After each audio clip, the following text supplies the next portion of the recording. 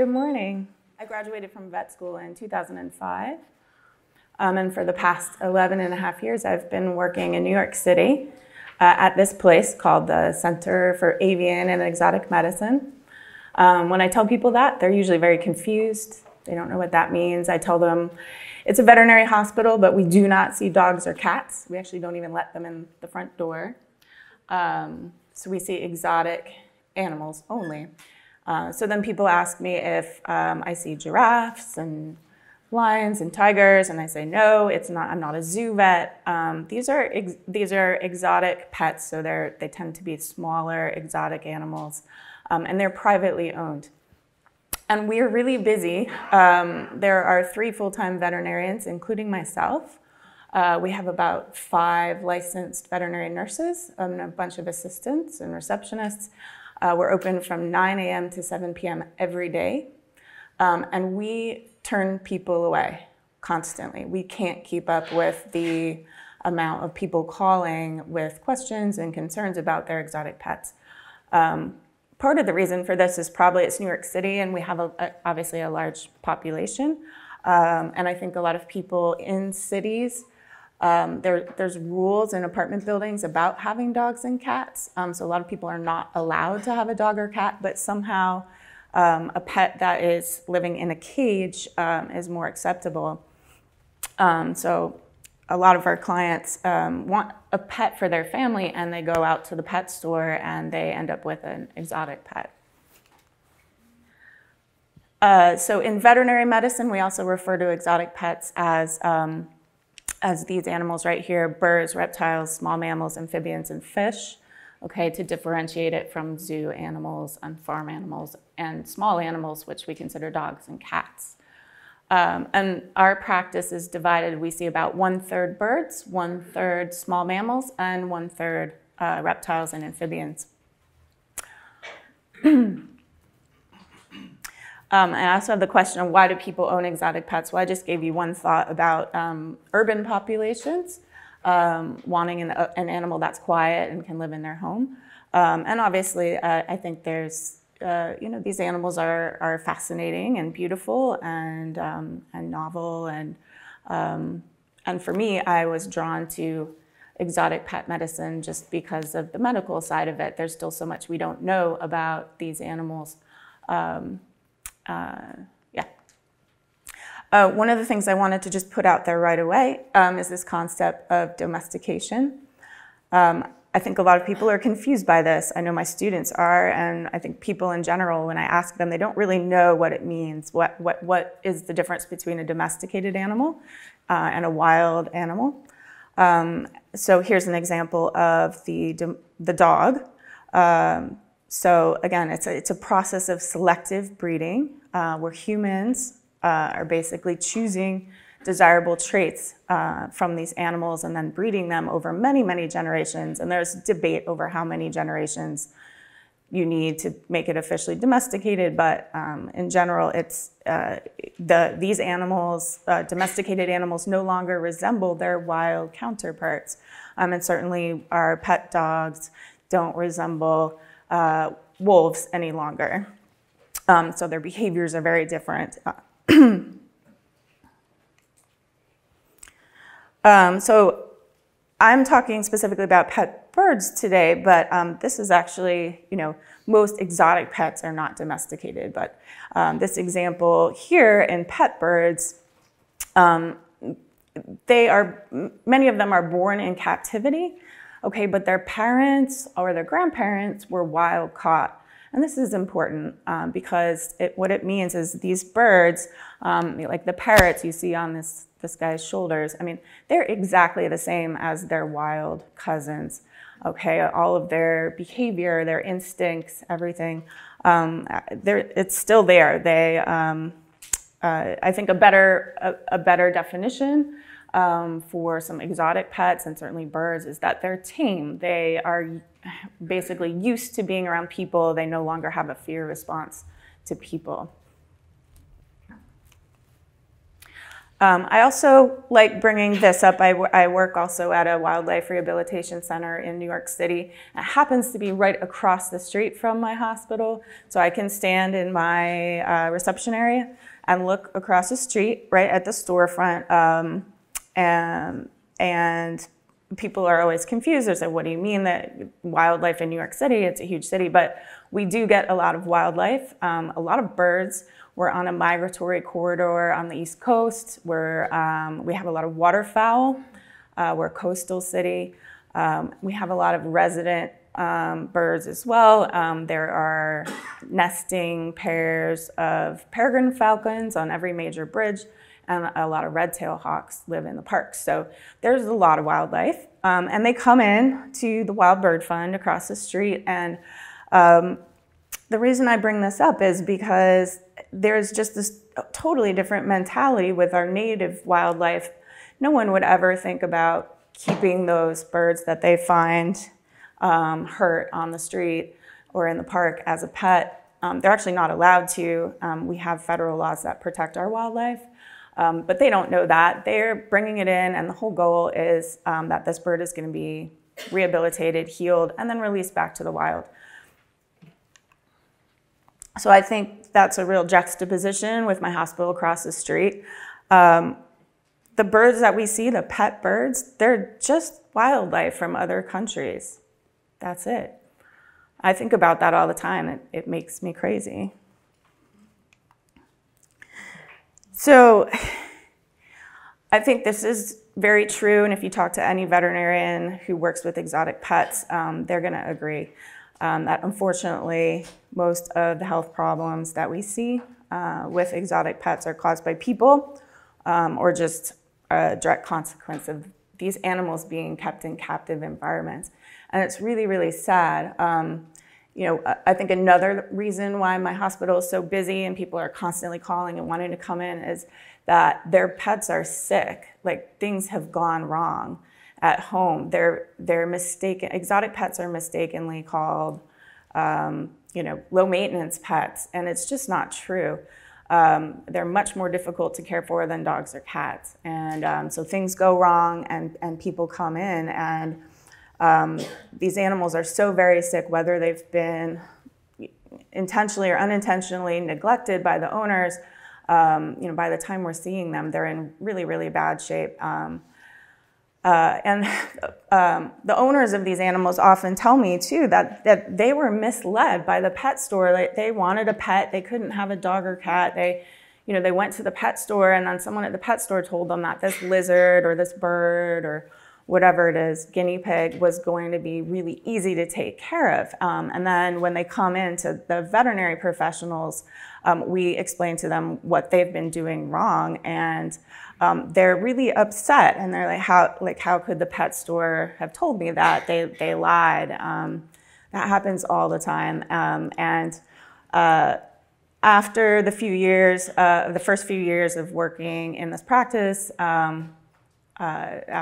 I started to get really depressed, and almost considered not being a veterinarian anymore, because when you just see like hundreds and hundreds and hundreds of animals that are just suffering from poor care, it gets to you. So I made a few changes, and I started to do a few other things in the community, and one of the things that really helped me was working in the city shelters. So the Animal Care Center of New York City, that's the major shelter system in the city.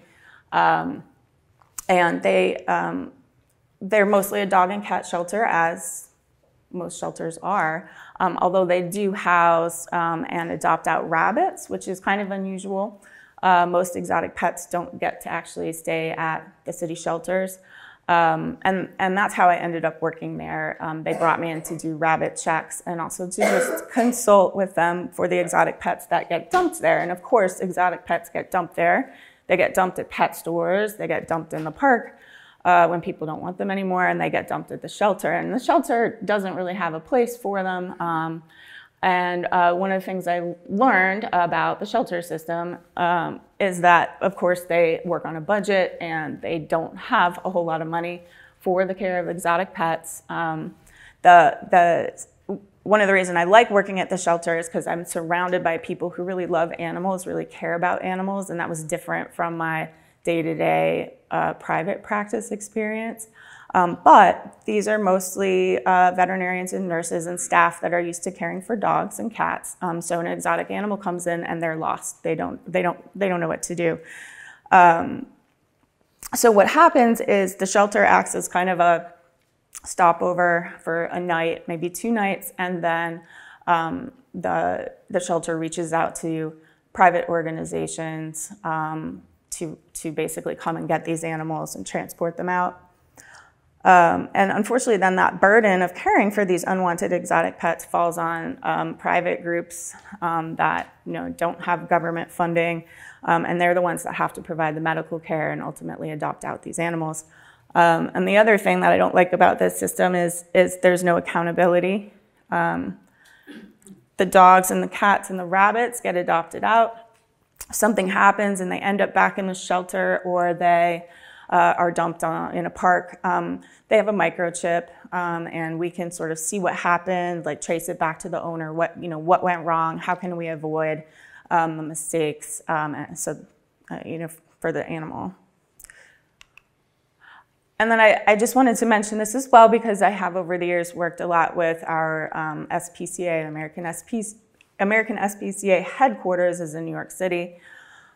And I've worked a lot with the local police, obviously, as well, dealing with unwanted exotic pets in our community. And I really like this partnership that started it. So it's new. It's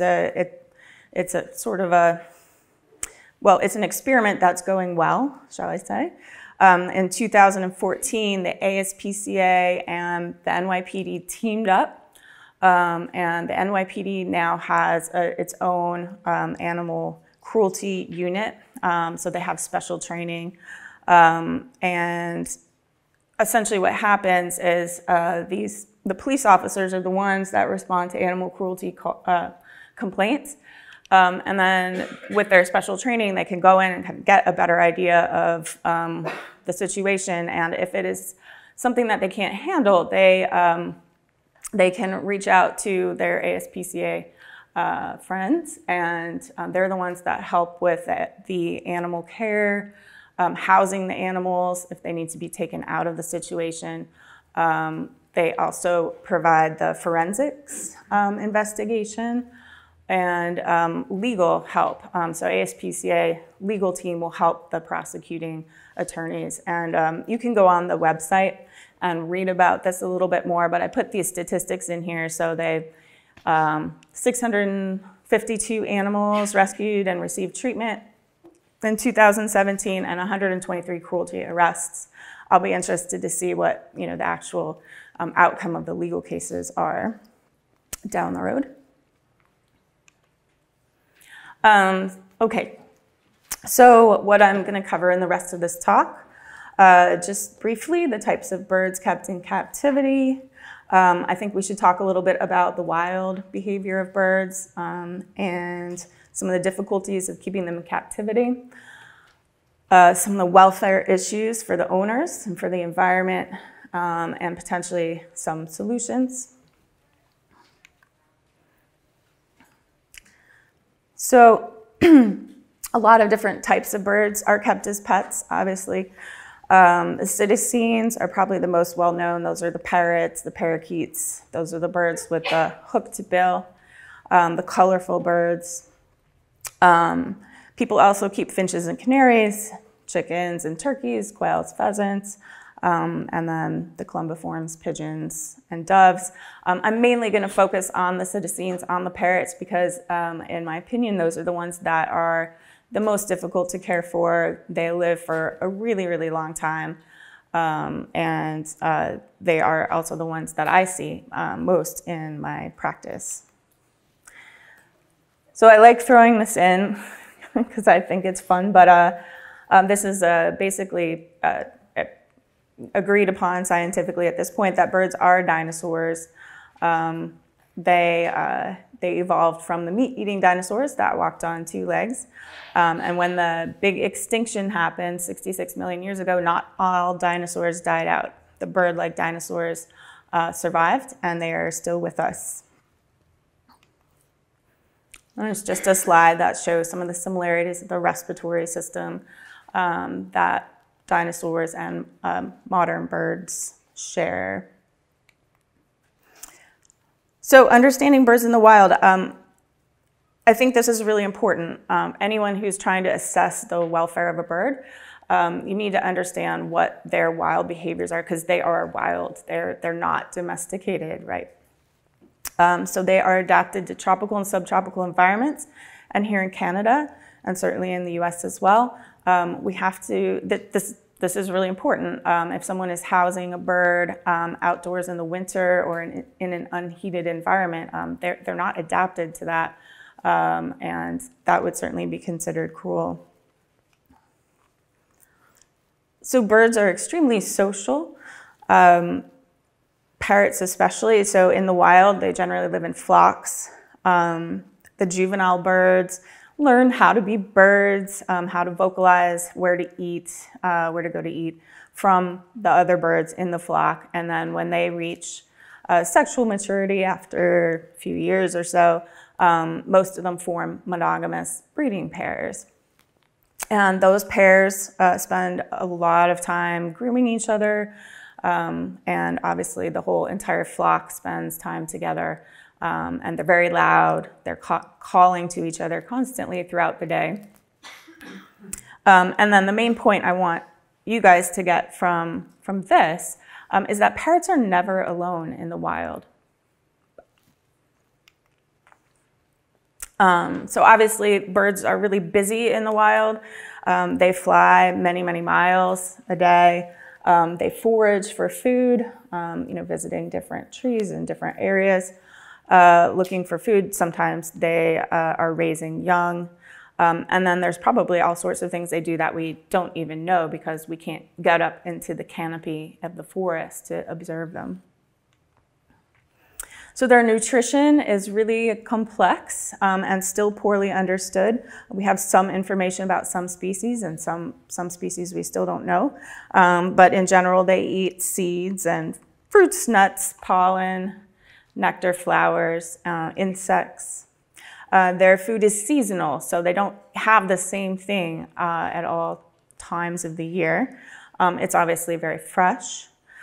They have a choice. They have a choice for what they want to eat. And I think because of how complex their nutrition is, I think it's very safe to say this is impossible for us to recreate in captivity. Most people know this, but if you don't, parrots live for a very long time. There's reports of them living over 80 years. I personally have never seen one that old. I don't think they thrive in captivity. So I usually tell owners maybe they'll live 40 years, 50 years if you're lucky. But even that is a really long time. Oh yeah, and there's no reliable way to age a parrot. This is a big deal. They are, okay, so in mammals, we'll often look at their teeth to see how worn the teeth are, and you can get an estimate of age based on that. Birds don't have teeth, and there's really not any good way of knowing how old they are. People ask me all the time, how old is my bird? And I can't answer that. And that's a big deal when you're buying a bird, when you're trying to rehome a bird, to just have no idea whether it's gonna live for 10 more years or 50 more years. So they have a powerful hooked beak. So you can see that African gray parrot there, no problem cracking open a whole walnut. That's not a big deal. And then this guy over here peeling the bark off a tree, probably looking for grubs or insects in there. So what does that mean? It means if they bite you, it really, really hurts. And it also means they can be very destructive in your home. I've seen some damage that birds can do when they're out of their cage to walls and furniture, and yeah. So birds have a unique respiratory system. I bring this up because I do think it's really important, and I'm not going to go into the details of it. But essentially, in addition to lungs, they have this really complex system of air sacs as well. And for every breath we take in and out, birds are essentially taking 2 in and out. Those air sacs almost act like a bellows, so there's constant oxygen flowing through the lungs. And what that means is they're very sensitive to things in the air, in the environment. And most everyone's heard of the canary in the coal mine scenario. What does that mean? Well, it means that if toxic gases were released underground in the mine, the bird would keel over, and then the miners would know to get out. So, and this is important because in our homes, there's so many toxic things, right? So no sexual dimorphism. This basically means we can't tell the difference between males and females in most species. Okay, all their reproductive organs are on the inside, and their colors look the same to us. If you want to know the gender of your bird, you're going to have to take it to the vet and get a DNA test. It's expensive. It requires a blood draw.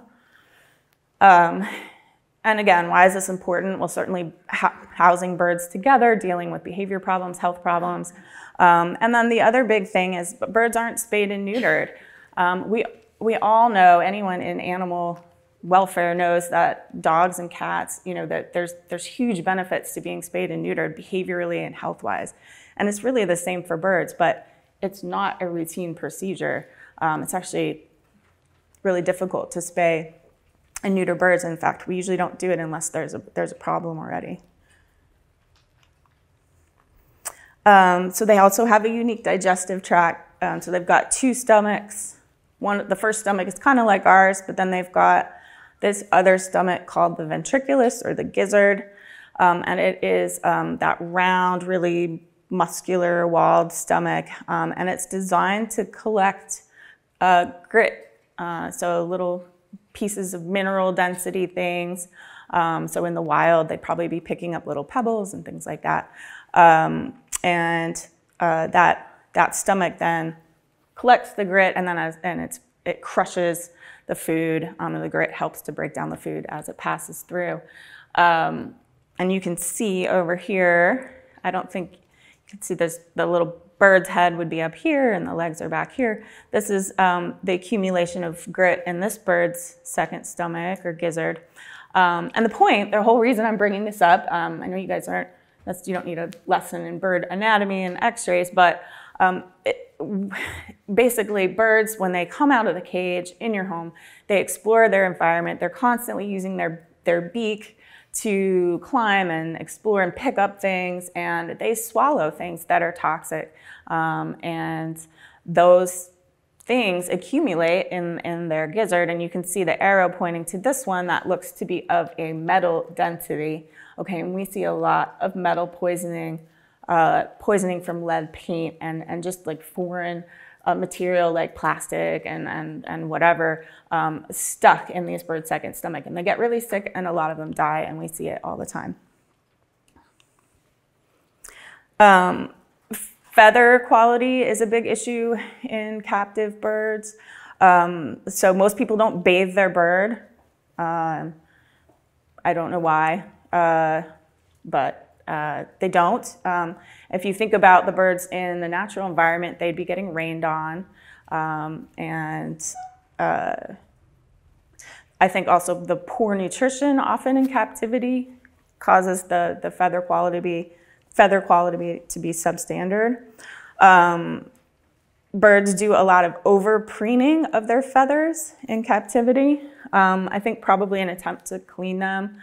Also, maybe because they're bored. But in the wild, if the bird's feathers aren't really in perfect condition, they won't be able to fly. And flying is obviously important for survival. So we know that birds are really intelligent. I mean, there's been so many different studies out there about how intelligent they are. They have a very large brain compared to their body size. They have hugely complex social behaviors. We think they have language. I mean, obviously, some parrots can actually speak to us, and they obviously communicate with each other as well. And a lot of people will compare them to a toddler, like a human 2 to 5 year old. So birds are, we believe, the 4th most popular pet after dogs, cats, and fish. We have no idea how many of them there are in captivity. There's estimates, but obviously in the tens of millions. Okay. Unfortunately, most birds don't ever make it to the vet, and their breeding is unregulated. And then, of course, we have black market birds coming in. And then, as was already mentioned and will be mentioned more today, the worldwide industry, or the trade in birds and exotic animals, is a multi-billion-dollar industry. So there are a lot of parrot misconceptions, okay? And I guess I already mentioned this, but it's worth mentioning again. The whole idea that they're low-maintenance pets is a lie. Most parrots don't talk, okay? We see the videos, of course, on YouTube of the birds talking and dancing. Okay, most of them just make really loud, annoying, screeching sounds, okay? Some breeds obviously are predisposed to speaking, but, and if you want them to perform tricks, you have to train them. Obviously, they're not just gonna do that. There's also this misconception, and this is perpetuated, unfortunately, by pet stores and breeders, that if you want a pet bird, you have to get it as an unweaned baby. So unweaned just means that it's not feeding itself yet. So it's relying on its parents or the human to feed it at this point. And this is absolutely wrong. Birds that are juvenile or even adult can certainly bond to people. If you want a bird as a pet, it does not have to be a baby bird. And then the very sad truth that most parrots are rehomed just after a few years. People do not know what they're getting into and end up giving these birds away to friends and family. They reach out to bird sanctuaries, which are overwhelmed. They dump them at shelters, they let them go, or if they just can't handle it anymore, a lot of them get locked in a cage and put in the basement or the garage and just never let out of the cage and ignored. So they're extremely loud, right? Their voices have evolved to call over many miles in a rainforest, okay? I can tell you from personal experience that when a bird makes a really loud sound near your ear, it really, really hurts. They're extremely messy, okay? The way that they eat their food, they peel things and bite through the fruit part to get to the seed, and they just throw everything all around. And in the rainforest, who cares? But in your home, it's a problem. I mean, they really have to be cleaned every day. They require a lot of space to fly, climb, and exercise. I think that's fair. They're intelligent, right? So they need social, mental stimulation. They have some pretty interesting diet or nutrition requirements. They need a fume and toxic-free environment. Most people who own birds would say that they are demanding. They can be aggressive. They can be unpredictable. And then, of course, the one thing that nobody probably thinks about when they go out and they impulse purchase an exotic pet is there a veterinarian in your community that will help you if your pet gets sick? And unfortunately, the answer to that question is often no. If you live in a smaller city, you're not going to have a hospital like mine available. Most veterinarians, to keep the business going, they really focus on dogs and cats. And these exotic pets and birds, I mean, their health problems are very, very different from dogs and cats. So those veterinarians may not be willing to even see your exotic pet or bird. Bird mills exist, just like puppy mills. These are very sad places. We're going to talk a little bit more about them. Most animal welfare legislation does not include birds. That is true. So we talked about how they form these monogamous breeding pairs. And they will do that with their human companions. So they will often bond very, very strongly to one person in the family, and then they become extremely aggressive towards others. And then there are bird sanctuaries out there. I work with a bunch of them in the Northeast, and I can tell you that they are overwhelmed at capacity, and every day they get more and more calls for people trying to get rid of their bird. I threw this in here because I make my students watch this. We watched this in one of our first bird classes. It's a short documentary. It's about an hour long, called Parrot Confidential, and it's really good. It's a nice summary of some of the issues with avian welfare in captivity. So I'm not going to spend a whole lot of time going over animal welfare concepts because a lot of our other speakers, that's their specialty. But when we're assessing bird welfare, I just wanted to bring up some of the basic things so we can focus on them. So the 5 freedoms is obviously been around for a long time. So freedom from hunger, thirst, and malnutrition, freedom from disease and injury, freedom from physical and thermal discomfort, freedom from fear, distress, and negative psychological states, and the freedom to carry out most normal forms of behavior. So we can think about these basic concepts of animal welfare now with birds. And then just this paper out of the University of British Columbia, I think is, again, it's important not to just consider the welfare of the animal, but we also need to think about the welfare of others, so that's the owners, people in the community, and then obviously the environment. So we're gonna touch on those things a little bit. Okay, this is the audience participation point. Who here, knowing what you know now about birds and birds in the wild, thinks that this is an appropriate cage environment for a bird? Anybody? Is anyone willing to criticize this cage environment? Anything you would think is wrong? What they just said, it's way too small. We need like probably minimum 4 by 4 and probably 6 feet up.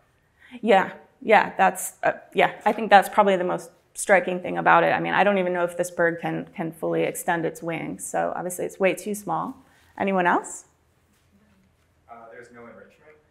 There's no enrichment. Yeah, that's great. There's no toys. I mean, there's barely room in there anyway, but yeah, there's nothing for this bird to do. Cage is outside, so there's no temperature control. Right. We have no idea what sort of temperature this bird is being kept at, and whether it could get rained on.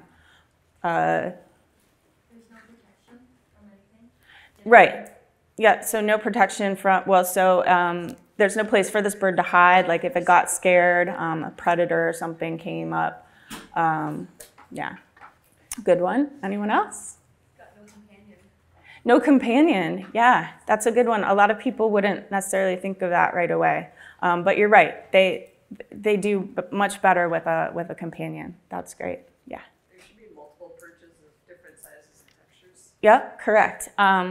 So you can see that perch is just a very uniform size, and that's the only perch option that bird has. We see a lot of problems with birds housed with perches like that. They actually get sores and things on the bottom of their feet because their feet can't ever move. They're constantly locked in this position around that perch. So yeah, excellent. The feeders seem very low down because they're so messy and Yeah. Yeah, excellent, excellent. So you can see the bowls are on the bottom, okay? Birds poop all the time. They're constantly eating, they're constantly pooping. So the food and water would get soiled almost immediately in this sort of setup. Okay, you guys did really, really well. So I also question how safe that wire of the cage is.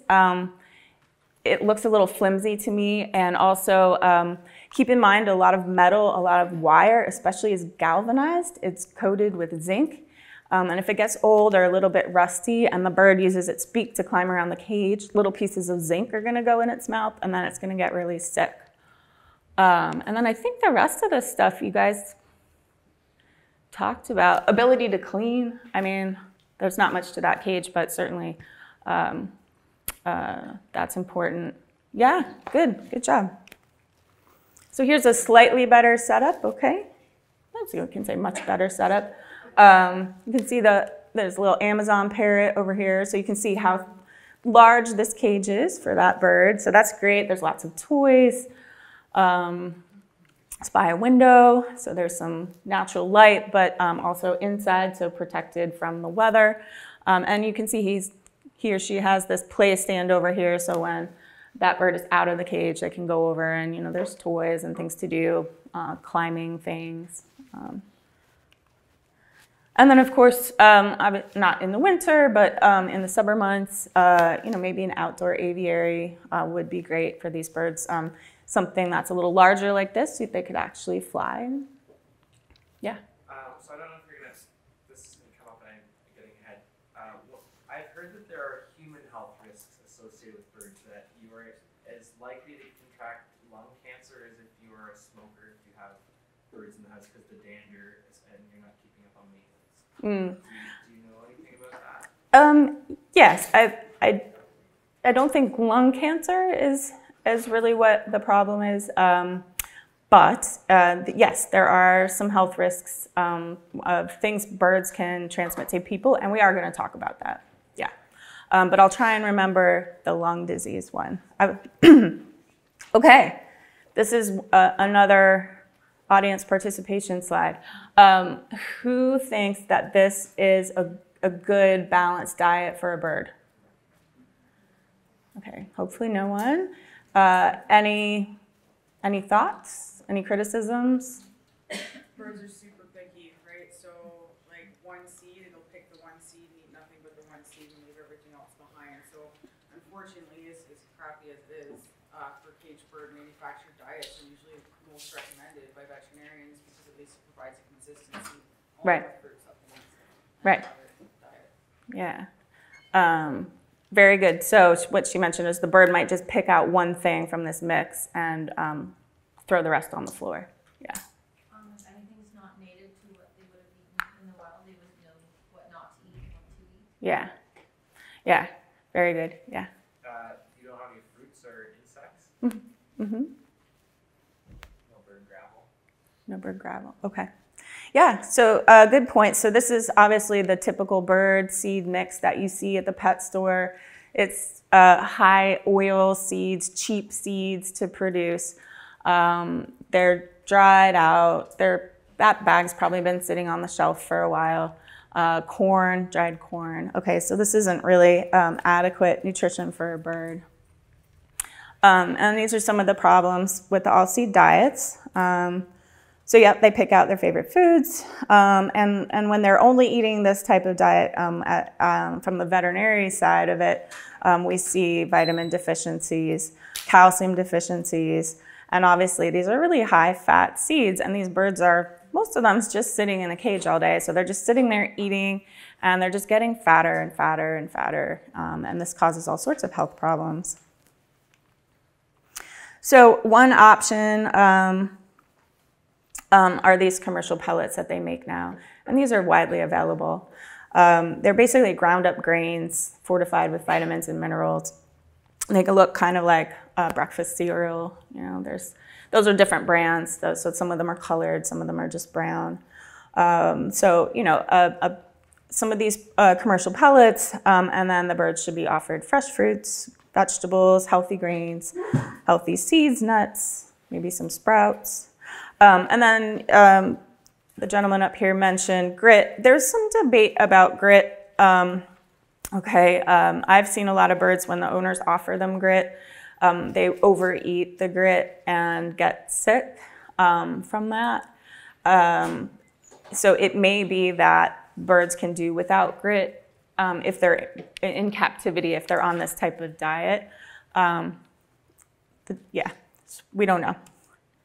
And then there's obviously a whole list of toxic things for birds. It's important to know. You may not think of avocado, but chocolate, caffeine, alcohol, extremely salty foods, extremely oily, high-fat foods. And then birds will eat anything, right? If any of you have ever had a bird, they are truly omnivores, and they will eat anything. But if it's junk food, if it's bad for you, it's probably bad for your bird as well. Freedom from injury and disease, okay? Most people don't train their birds. I don't understand. People get a dog and they train their dog. They teach it how to sit, how to walk on a leash, how to not go to the bathroom in the house. But people don't train their birds, and it's a problem. It's a huge problem. So keeping them safe, I mean, unfortunately, I really think it's important that the bird is in a cage when no one's there. And most of my clients, because their birds aren't trained, they can't get the bird back in the cage when they need to go out. It tries to bite them or it flies away. So they leave it out, and then really bad things happen. And then also when you're there, hopefully you're allowed to let the bird come out of the cage and for some enrichment, some out of the cage time. You still need to watch them. They're like toddlers. They get into trouble. Yeah. And then in addition to toxic foods, there's also things in our homes that are very toxic to birds. Okay, Teflon. Most people don't know that. That's the non-stick coating on cookware, on pans, cooking pans.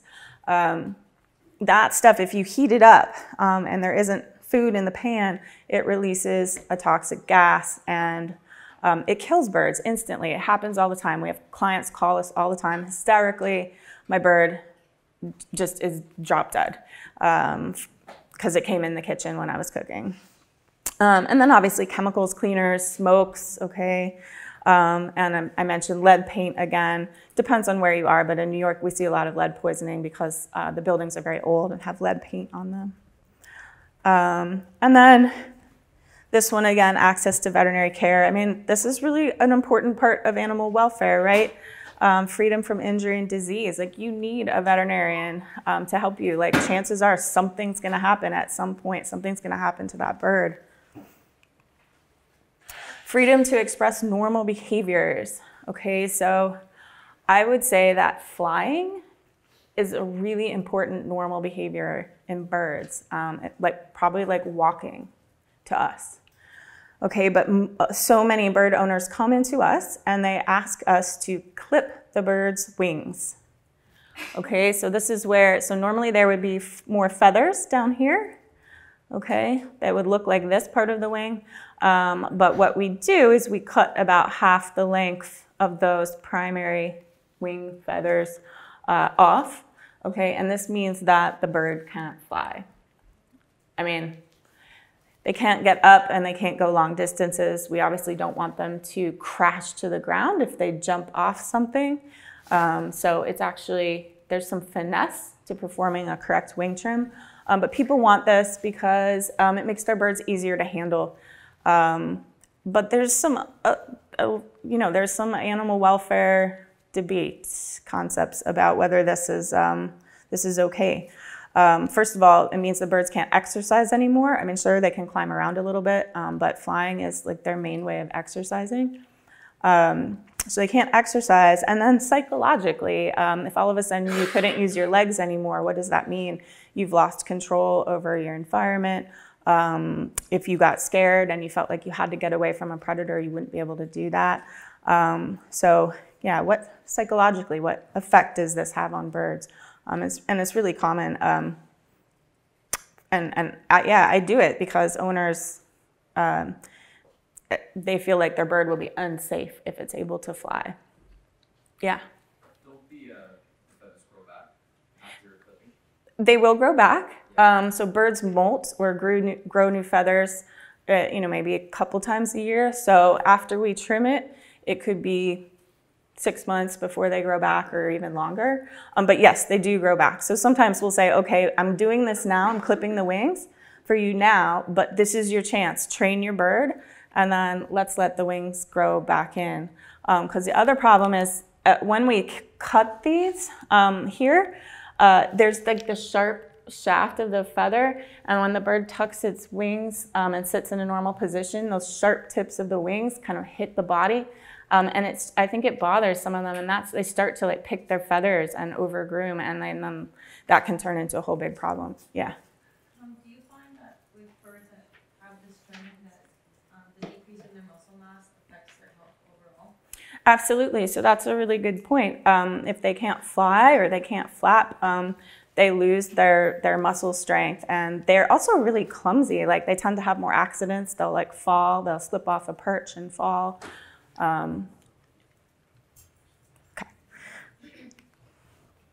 So where do people get their pet birds? Well, unfortunately, they're not going to the local animal shelter and adopting them. It's usually a pet store or a breeder.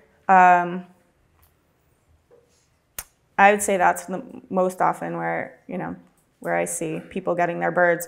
Although a lot of people get their birds from family and family members and friends. So someone just can't take care of the bird anymore. Someone in the family passes away, and the bird sort of gets passed around until someone's able to take care of it. So yeah, so they may not have chosen this pet, but it ends up as their pet. It's their grandmother's or their cousins or something like that. Sometimes people do find birds outside, but very, very rarely do they ever rescue birds from sanctuaries, okay? So sanctuaries, many of them will adopt birds out, but they are very careful who they adopt to. There's no impulse adoption, okay? They will really, really vet the people and be sure that they know what they're getting into owning a pet parrot. So I'll actually, we have a history form that new clients fill out when they're coming in. And one of the very first questions we ask is, where did you get your bird? So I'm basing this slide kind of on my personal experiences. But I often will get, on that first line, people will write rescue. And I get really excited thinking they've adopted the bird from a sanctuary. But what they actually mean is that they went to a pet store and they saw a bird in a cage, and it was in a really small cage and it was dirty, and they felt so bad for the bird that they had to rescue the bird from the pet store. Okay, but they actually paid money for the bird, probably $800 or $1,000, okay? So they're reinforcing the pet store, and they're also impulse purchasing a bird, a parrot that's gonna live for 50 years. Oops. Parrot mills. I feel like people don't know these exist. I mean, they are completely unregulated. Why would you? I worked in a parrot mill. In my 4th year of vet school, I did an externship. I didn't really know. My professor sent me off to this place. I didn't really know what it was, and I certainly didn't understand the implications at the time. It was in Florida. Basically, the way these places work is they have breeding pairs of parrots. They're housed in outdoor aviaries, very small, I mean, just like the very minimum sort of environment so that these birds will actually breed. Those birds are probably either wild caught, or if they're not, if they were born in captivity, they're totally wild behaving. They're not tamed. They're not good pets at all. They're not handled. They're scared of humans, okay? So they'll lay an egg, and most of them also, because they're just really not in a very good environment, they won't incubate the egg or even raise the baby. So humans have to go in. They take the eggs away, incubate them, and then when the babies are born, they're sort of loaded up into these plastic bins, and there's like a warehouse full of all these bins of baby birds. And then somebody comes around, actually teams of people come around with the hand feeding formula in a syringe, and they syringe feed these baby birds however many times a day they need it. And then when the birds have fledged, when they get their feathers on them, and they don't need to be fed quite as often. They're loaded up into trucks, okay? And they're still not weaned, right? They're still not feeding themselves. They're loaded up into trucks, and the trucks head out to the pet stores. The truck driver has to pull over to the side of the road and hand feed the baby birds because, you know, they need it every few hours. And then they go to the pet store, and the pet store employees maybe are feeding the baby birds, and then obviously the owner. And this is a huge problem because hand feeding baby birds is really difficult. Okay, the formula has to be made up a certain way. It has to be 110 degrees Fahrenheit. It has to be clean. The syringes you use have to be clean. You have to put the syringe in the right place. Like, you don't want to shove it down the bird's trachea. And it has to be, you have to feed the appropriate amount at the appropriate times, or the bird it isn't going to gain weight and develop normally. So there's a lot of complications with these hand-raised chicks, okay? Crop burn is one of them. So this is where people either heat the formula up too high, or they put it in the microwave and it has these sort of irregular pockets of heat. And you can see here, this is actually where, so the birds have a crop, right? It's this sort of outpouching of their esophagus where the food goes in before it goes into the first stomach. So the formula will burn the crop, and you'll actually get like a fistula, an opening where food pours out on the outside of the bird. So that's what this hole is. And we have to surgically correct that. And then, of course, bacterial and fungal infections, you know, from dirty formula and syringes, malnutrition, you know, they're not getting the right amount. And, of course, death. Just for those of you who work with, who may work with birds, or who are in the SPCAs or rescue groups, signs of a sick bird. I'm not going to spend a whole lot of time on this, but these are just a few things to look out for. So if you're going into a pet store, if you're going into a facility of some sort, you want to look for birds that are down at the bottom of the cage. Okay, they're too weak often to perch. They know they're going to fall, so they come down and they sit on the bottom of the cage. Usually their feathers are all fluffed up because they're having trouble maintaining their body temperature. They're cold. Some of them might be breathing really heavily. You might see them working really hard to breathe. You might see nasal or eye discharge. Their eyes sort of get this really sunken in appearance. And certainly if you, as a person, are going up to a bird and the bird doesn't know you, it should be very alert. It should be looking at you like, okay, who is this strange person? What are they going to do? If it's just sitting there with its eyes closed, obviously it's a sign that, that it's not well. And then missing feathers.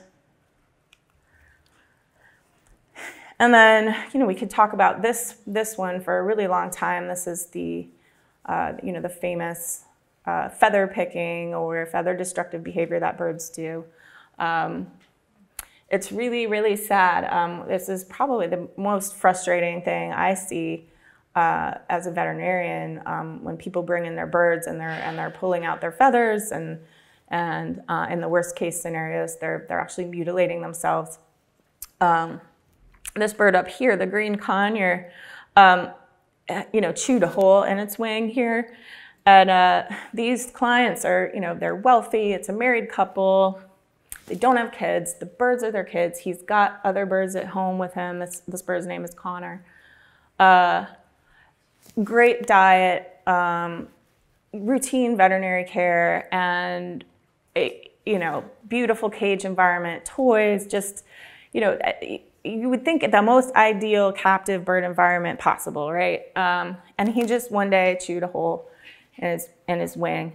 And of course, they're spare no expense type owners. So we did blood tests. We screened him for infectious diseases. He got x-rays. He got fecal exams. We did cultures. We did skin biopsies. You know, there's no medical reason that we can tell why he does this. And that's what's frustrating about this problem is people bring them in and they think, oh, my bird has mites, so it's itchy and it's pulling out its feathers, or, you know, there are certainly a lot of different health problems that have been associated with this behavior in birds.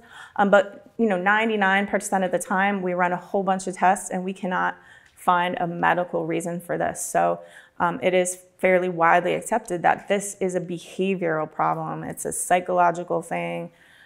Maybe it's like an OCD, nail biting. People have also likened it to people who cut themselves.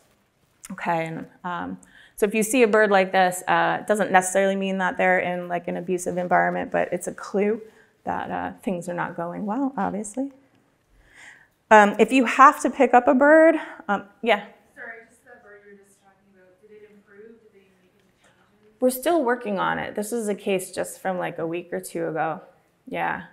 Would you recommend like any environmental changes or anything? Well, right now he's in the hospital because his owners can't bandage the wings and give him the medications and stuff. I mean, that's something people don't think about. Like, if your bird gets sick, how are you going to get a medicine into it? It's really hard. Yeah. Is it a human-caused situation, or do wild birds? Is it found in wild birds? So no. So if birds pulled out their feathers in the wild, they would not be able to fly, and they couldn't find food, and they'd get picked off. So no, this is something we see in captive birds. We're still trying to understand it. It's very common. And it's funny because owners, when I first started practicing, I was always tried to be really nice to everyone and to not say shocking things. And now I don't care. And so people will come in and they'll bring in this bird and they'll be like, oh yeah, he's been pulling his feathers out for like a year and a half. Can you fix him? I'm just like, no. I mean, whatever, we talk about all the different things, but ultimately no. And I'll tell them, I'm like, unfortunately this is something that happens to captive birds. And I'll say, I really don't think they should be pets. And then at first I used to worry that people would get offended by that and they would be like, how could you say that? But most of the time when I say things like that and I'm very direct with people, they look at me and they're like, yeah, like they agree. They love their bird, but they recognize that it shouldn't really be a pet. Yeah. Obviously, doing what we do for a living, we run into a lot of animals that are in obviously the worst state of care that they could possibly be in. I'm a huge bird lover personally. I would never purchase one, but obviously I've had multiple large bird species come through my care, whether that be for rehab purposes because they were unadoptable.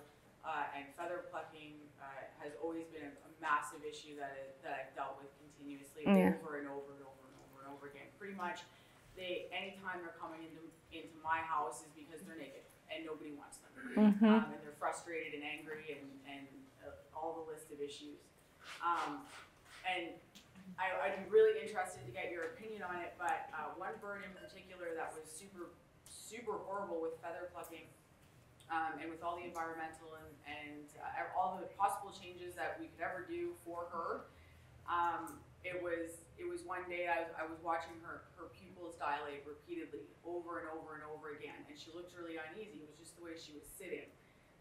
And then I started to make the correlation that the bars on the cage, if you were to sit inside of a dog crate, you wouldn't be able to focus past the bars in front of your face. Yet all the bird cages available on the market are barred, and I get that's for ventilation purposes. But as soon as I took her out of an environment where she had to look through bars, she stopped plucking. And I have not had another bird come into my care that was dealing with this that didn't stop plucking when I stopped forcing them to look through bars. Well, what you're touching on is this is a really complicated behavior, because certainly there's birds who don't really live in cages or spend very little time in cages that do it as well. There isn't like one simple answer. I'm happy to talk to you more about it as well, maybe in the coffee break or something. Yeah. So what is your advice if you have those pet owners that have acknowledged that the animal they have is not a good pet, but they realize that it's now their responsibility to maintain the care? What do you say to them? Right. Well, some of them recognize that they made a big mistake, but that they take responsibility for it, and they just do the best they can. The majority attempt to rehome the bird, so they don't want to deal with it anymore. Yeah, we should get close to wrapping up. Okay. Okay. Sorry. These are all really, really good questions, but I have to go faster now. We'll have questions over coffee. Yeah. I'll be around all day. And again, for those of you who have to go into a situation, you need to pick up a bird. This is the way we recommend doing it. We call it the towel technique. So you're basically, draping the towel over the bird. You're gently grasping it around its neck. You're not squeezing and strangling the bird, obviously. You're sort of supporting the base of the head so that it can't sort of get its head down and bite you. You never want to put pressure around the bird's body. They breathe by sort of moving their keel bone in and out. And then the towel is great because it keeps their wings tucked in and it gives their feet something to grab onto. And they can be transported in just regular plastic dog and cat crates if you have to get them out. Okay, welfare of others. Okay, so birds we've already talked about, they're very unpredictable. They have a very powerful beak, okay? Any person who's had a bird has probably been bitten by their bird at some point, and depending on the severity of the bite, they may either just handle that or they may want to rehome the bird. And I think this is most important when the parrot is not trained and it's not socialized. So it's bonded to this one person and no one else has bothered to work with it. So when other people come to the house or the family comes around, that bird gets really aggressive and tries to bite others. That's actually my face. I went to our nurses, one of the nurses I work with has a bunch of birds, and I went to her house for dinner, and one of her birds just flew off its cage, which is something it never does, and it just landed on my shoulder and started biting my face. And then this is a message that I got on my desk a week or so ago. This is a client of ours named Anna, who has a bird named Kahu, and my receptionist handwriting is not so great, so I'm going to read it. Kahu has been extremely aggressive, bit her ear, worried she may have to rehome, please call. Okay, every day, okay. We'll do questions after, okay. Is the animal's life expectancy so great that the owner may lose the commitment or ability to provide care throughout its life? I'm gonna just go with yes, okay? Because things change. People don't think about the future. They don't think about the fact that they might move or get married or have kids or get sick or die. And these birds live for a really, really long time. This alone, in my opinion, makes parrots unsuitable companions because who takes care of them when their owner dies? Yeah. Just to touch quickly on infectious diseases. So birds, yes, they can carry many types of infectious diseases. This is just a really short list up here. So there are zoonotic diseases that they can carry. So those are diseases that can be transmitted from birds to humans. And then there's also, obviously, birds can transmit disease to other birds. And this is important. But I'm going to skip over it a little bit more. We're almost at the end. And then risks to the environment, of course. So there's this false notion that if we breed these animals in captivity, that all of a sudden the countries where these animals are wild caught are going to stop catching or stop taking baby birds out of their nests and trying to sell them. Yeah, so the marketing of captive bred birds increases the demand for birds as pets. So therefore, it increases the incentive for illegal and legal trapping of birds in the wild. And it's really sad because, as we know, and we're going to talk about this more in the afternoon, upwards of 70% of these birds don't make it. You know, they don't make it through the smuggling process. Most captive birds have poor welfare, are unsuitable companions to owners, and their trade sale cause significant harm to themselves and the environment. This is my opinion. I'm not saying that there aren't birds out there that have great owners and great homes and aren't happy, but for every one of those, there's probably like 1,000 or more cases where the birds are really neglected, abused, and are miserable. Okay, my email's at the bottom there. If anyone has any questions, I'm happy to talk after, and also you can email me. Thank you.